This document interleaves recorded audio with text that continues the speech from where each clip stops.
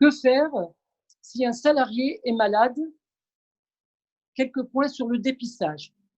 Tout d'abord, donc, je vais parler des cas asymptomatiques parce que selon certaines études, il y aurait un nombre important de cas asymptomatiques pouvant avoir un rôle dans la propagation du Covid, ce qui rend le traçage des cas contacts très difficile et de ce fait, la mise en place de la prévention très complexe. Donc, il y a deux cas donc, qu'on pourrait rencontrer. Les asymptomatiques qui deviendront symptomatiques 2 à 3 jours après et les asymptomatiques qui resteront asymptomatiques. Pourquoi? Parce que l'agent infectieux est peu virulent ou bien parce que les défenses immunitaires sont très efficaces. Alors, en ce qui concerne les symptômes du coronavirus, les premiers symptômes peu spécifiques qu'on peut rencontrer vont des céphalées, qu'on appelle couramment les maux de tête. Vous avez des douleurs musculaires, des courbatures. Il peut y avoir aussi une fatigue importante anormale. Le sujet aura la sensation de ne pas pouvoir effectuer les tâches habituelles sans faire appel à toute sa volonté. Il peut y avoir des troubles digestifs comme les nausées, les douleurs abdominales, les ballonnements, la diarrhée. Il peut y avoir une conjonctivite, donc c'est une inflammation ou irritation de la conjonctive de l'œil, c'est-à-dire de la membrane qui recouvre le blanc de l'œil et le dessus des paupières. Le Covid-19 pourrait se transmettre par contact aérosol avec la conjonctive. Les symptômes, d'autres symptômes, donc plus tardifs, comme la sensation de fièvre ou de la fièvre, pouvant dépasser 38 degrés. Il peut y avoir des signes respiratoires, comme la toux, la gêne respiratoire, voire un essoufflement. Il y a d'autres nouveaux signes aussi, comme l'agueusie, la perte du goût, ou l'anosmie, la perte de l'odorat. Ces deux nouveaux symptômes peuvent être isolés et apparaissent brutalement et sont reconnus comme symptômes très évocateurs du Covid-19. Il peut y avoir des engelures aux doigts, donc qui se caractérisent par des rougeurs, des gonflements, des brûlures ou des crevasses. Il peut y avoir un urticaire localisé ou généralisé, de l'eczéma, des vascularites, donc c'est une inflammation des vaisseaux sanguins, qu'il s'agisse des artères, des veines ou des vaisseaux capillaires. Alors, en ce qui concerne la conduite à tenir proprement dite, l'objectif de cette conduite est de fournir des points de repère aux référents Covid en complément des mesures d'hygiène et des directives réglementaires. Dans le contexte actuel, toute personne ayant un ou plusieurs symptômes déjà évoqués est susceptible d'être atteinte par le Covid. Donc, la base de la prise en charge repose essentiellement sur l'isolement, la protection et la recherche des signes de détresse.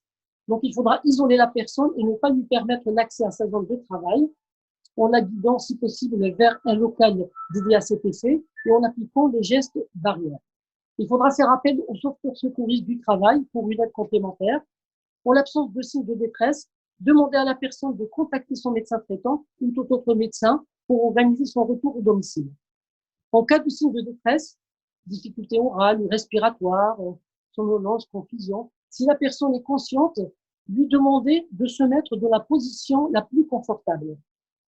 Donc, il faudra appeler le SAMU en composant le 15, en restant proche de la personne afin de faciliter, si besoin, la communication entre le médecin et la personne. Se présenter en quelques mots la situation, puis communiquer le téléphone de l'entreprise ainsi que l'adresse et les moyens d'accès. L'assistant de régulation du SAMU donc vous mettra en relation avec le médecin qui vous indiquera la conduite à tenir. Donc, il faudra lui demander s'il a d'autres recommandations à vous conseiller. Si on voit des secours décidés par le 15, il faudra mandater quelqu'un pour aller accueillir les secours. Restez toujours à proximité de la personne pour la surveiller en attendant l'arrivée des secours. En cas d'éléments nouveaux, importants, ne pas hésiter à rappeler le SAMU. Donc, il faudra toujours garder son calme et ne pas agir dans la précipitation. Après la prise en charge de la personne, bien prévenir le service de santé au travail et suivre ses consignes, y compris sur l'hygiène de poste de travail. Et enfin, il faudra communiquer et rassurer les autres collègues en leur rappelant que les mesures de sécurité sanitaire préventive avaient déjà été mises en place pour éviter la contagion. En ce qui concerne les campagnes de dépistage organisées par les entreprises et pour leurs salariés, celles-ci ne sont pas autorisées. La prise de température en entreprise n'est pas recommandée non plus, car l'absence de température ne signifie pas une absence de Covid. La fièvre est le symptôme le plus fréquemment rencontré en médecine et ses origines peuvent être très diverses.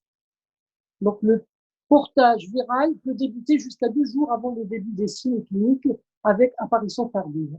Donc, la prise de température pour repérer une personne possiblement infectée serait donc faussement rassurante. En ce qui concerne le rôle de l'employeur, ce dernier doit assurer un rôle de relais des messages et de collaboration avec les autorités sanitaires. Si le cas Covid est confirmé, l'identification et la prise en charge des contacts seront organisées par les acteurs de niveau 1 et 2 du contact tracé. Ces derniers pourront s'appuyer sur les matrices des contacts en entreprise réalisées en amont pour faciliter l'identification des cas contacts et leur qualification. Les représentants du personnel ainsi que l'employeur sont astreints à la confidentialité.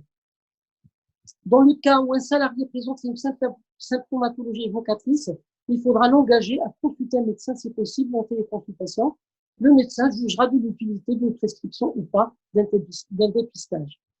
En ce qui concerne les tests, donc il existe des tests virologiques RT-PCR qui permettent de rechercher du virus SARS-CoV-2. Donc, ces derniers détectent le matériel génétique du virus, plus spécifiquement l'ARN. Ces derniers restent les tests de première intention pour le diagnostic de la phase aiguë du Covid-19, c'est-à-dire durant la première semaine. À ce jour, les tests sérologiques auraient une place dans la surveillance épidémiologique et dans l'identification des personnes étant ou ayant été en contact avec le virus. On ne sait pas encore précisément à partir de quel moment une personne ayant été exposée au virus devient infectieuse, ni pendant combien de temps elle le restera. Les personnes ayant été en contact avec le virus ont éliminé le virus et qui ne présentent plus de symptômes sont considérés comme guéris, comme pour toute infection virale aiguë. Et enfin, une protection certaine à moyen terme, durable et définitive, n'est pas garantie.